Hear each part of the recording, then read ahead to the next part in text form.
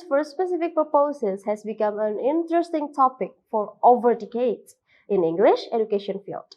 As English functions as communication international language, people all over the world find it essential to learn English.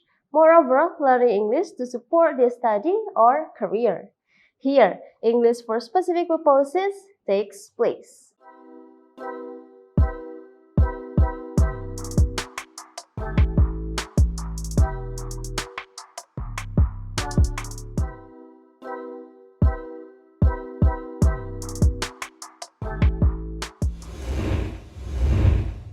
Assalamualaikum warahmatullahi wabarakatuh. Hello everyone, let me introduce myself. I'm Reza Pustika, MPD, the lecturer of English for Specific Purposes subject. English for specific purposes has become an interesting topic for over decades in English education field. As English functions as communication international language, people all over the world find it essential to learn English. Moreover, learning English to support their study or career. Here, English for specific purposes takes place. English for specific purposes, or ESP, is known as a learner-centered approach to teaching English as a foreign or second language. It meets the needs of mostly adult learners who need to learn a foreign language for use in their vocational fields, such as science, technology, medicine, leisure, and academic learning. This course is recommended for students or teachers candidate professionals who wish to learn how to design ESP courses and programs in an area of specialization, such as English for business, for civil engineering, for academic purposes, and for health service purposes. In addition, they are introduced to ESP instructional strategies, materials adaptation and development, and evaluation. In this learning video, the topic we are going to discuss is English for medical purposes. Before we go further to the discussion, I want to inform you that materials in this video are taken from Partridge B and Starfield S 2013. The title is The Handbook of English for Specific Purposes, Volume 592. English for Medical Purposes. Ferguson, 2013. Language plays a significant role in most professions, but perhaps nowhere more so than in medicine, where effective communication is widely recognized as important to clinical outcomes. Unsurprisingly, then, there is a large body of literature on communication in medical settings, within which we can distinguish two partial overlapping categories. The first is literature of particular relevance to English for medical purposes, or EMP, a pedagogic and research enterprise focusing on improving the English language skills of non-Anglophone health professionals. The second wider category, some of which is also relevant to EMP, is literature on healthcare communication and especially doctor-patient communication. Some accounts point to the inherently conflictual nature of such encounters. Patients try to give expression to their subjective experience of their illness and how it impacts on their daily lives. Doctors strive to direct the course of the interview as so to accomplish their clinical tasks as economically as possible, and in so doing may ignore, interrupt, or suppress patients' account. There has also been considerable interest in the areas of the delivery of diagnosis, patient and doctor narratives, and more recently, oral examinations for medical institutions. Narrative, to select but one of these, are widely recognized to be an important constitutive element of medical discourse. Patient stories are clearly one source of information for clinical problem solving, But from the patient's perspective, they also serve other functions. They are, for example, a means of making sense of their experience of illness, of exploring their sense of self and how it undergoes change in the course of an illness. Fleischmann, 2001. Referring to the structure of illness narratives, Hawkins, 1990, goes so far as to suggest a similarity with three-part convention stories. There is a time before the illness, the crisis of disease onset or conversion, and the resolution, life after conversion. Doctor's story, meanwhile, as analyzed by Hunter, 1991, are substantially medical retellings or reinterpretations of patient stories by doctors for other doctors.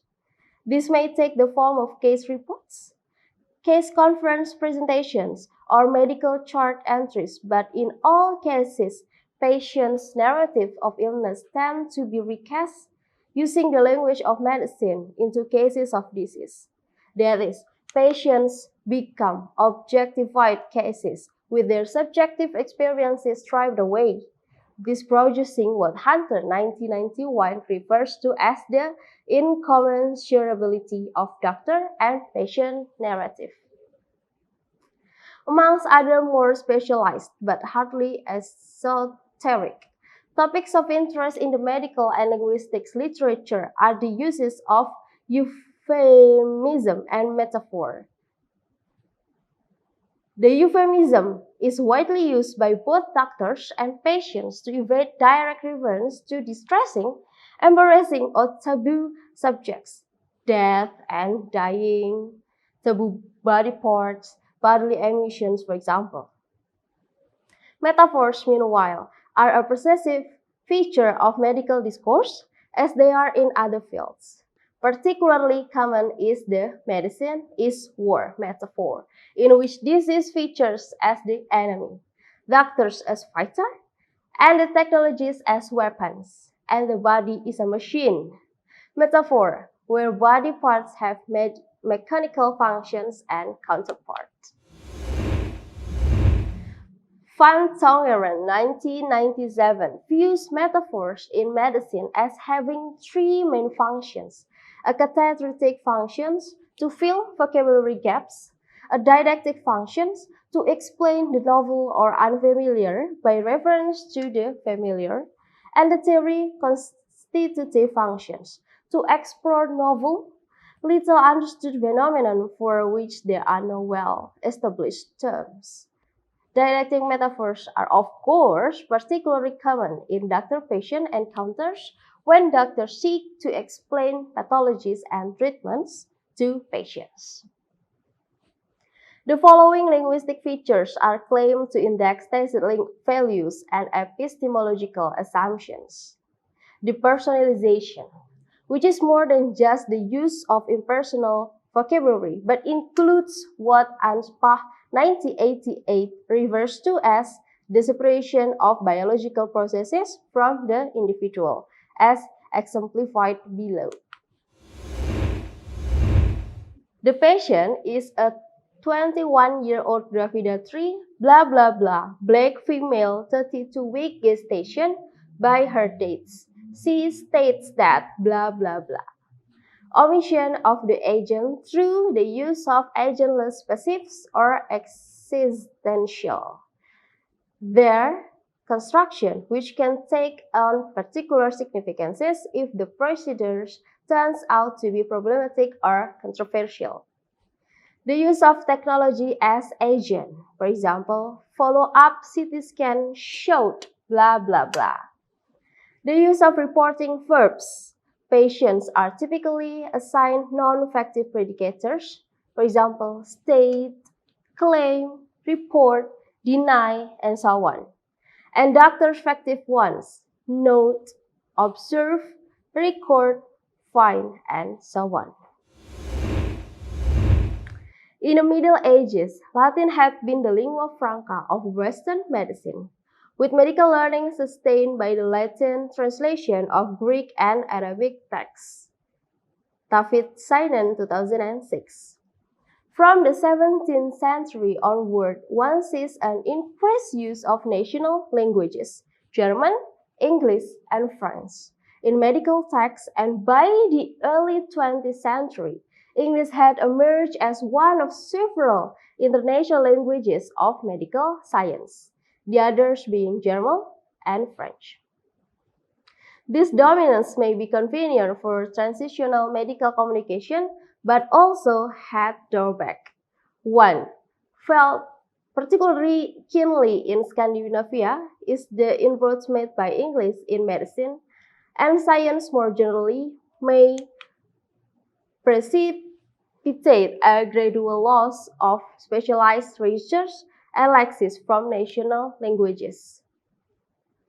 Another concern is that the dominance of English may disadvantage non-Anglophone researchers relative to native speakers in their quest for international publications, producing a situation of linguistic inequality. There are a great variety of English for medical purposes courses around the world as follows. In duration, for example, short, intensive, or longer courses. In target audience, like clinicals versus medical researchers versus pre-medical students versus medical students in the clinical phase of their training. In medical specialty, for example, cardiologists, oncologists, urologists, and so on. In skill genres and medical situations, English for doctors, patient consultations, English for medical congresses, English for report or journal, article writing, and so on. English context situation of potential difficulty of non-Anglophone doctors. After Albright and Albright, 1977. Rapid reading of textbook or professional journals or papers for information. Detailed study of textbook or journal or papers. Writing papers or report or articles in English for publications, symposia or conferences. Corresponding with English-speaking colleagues on professional matters. Understanding lectures or papers in English delivered orally at conferences, medical settings, symposia, and so on. Giving papers or lectures in English at conferences, medical settings, symposia, and so on. Participating in, understanding, and contributing to formal discussion at conferences. Participating in discussion at conference. Participating in postgraduate courses in English-speaking medical institutions. Entertaining or being entertained. Doing clinical work with English-speaking patients, and doing clinical work with English-speaking colleagues. It is possible, indeed common, to build an EMP course around a sequence of relevant language items. For example, medical terminology. Preferable, however, and more communicative, might be a course consisting of what Albright and Albright 1977 referred to as a planned sequence of pedagogical useful activities, which prominence given to authentic texts and tasks. These activities might include some or all of the following. First, simulated case conferences. A course participant presents a case to the class of doctors, or alternatively, the class may read the case report or listen to a recording and take notes. Groups of pairs then make a differential diagnosis and suggest investigations or treatment. During the discussion, the teachers take notes on language difficulties for subsequent feedback, and at the end presents the clinical solution from the course material. Listen and report. Paired or individual participation listen to a talk on a medical topic. Take notes and report back to another pair who have heard a different talk. Read and report. Individual participants or pairs read a medical journal article, take notes and summarize what they have read for another pair with a different article. Listening to a talk from a guest speaker doctor. Preparing and presenting short talks. This may be based on a case or on a medical topic the participant has previously researched. The teacher may record such talks for feedback purposes. Doctor and patient role plays and medical English pronunciation practice in the language laboratory. Teaching materials for English for medical purposes are based either on locally produced exploitations of authentic medical texts or on commercially published textbooks or some combinations of both. The first option is often preferable in that it enables the teacher to tailor the course contents more precisely to the specific needs and profile of the target group. But there are obvious drawbacks and pitfalls. Writing materials for a specific group is time-consuming and may be uneconomic unless materials can be banked for later reuse. It also requires skill, creativity, and almost invariably consultation with a medically trained informant. Okay, for your own reflection and to check your understanding, please kindly check your Spada. There, you can find post-tests to check your understanding about English for medical purposes topic. Well, that covers what I want to share with you in this learning video. For your own ESP courses, I recommend you to read more on the works of experts. You will surely get inspiration from them. If you want to have further discussion on this topic, do not hesitate to contact me. Thank you so much to watch the video until it ends. Don't forget to like the videos in Kuliah Teknokrat channel and subscribe it. It will surely help your college study. I'm Reza Pustika signing out. Thank you. Goodbye.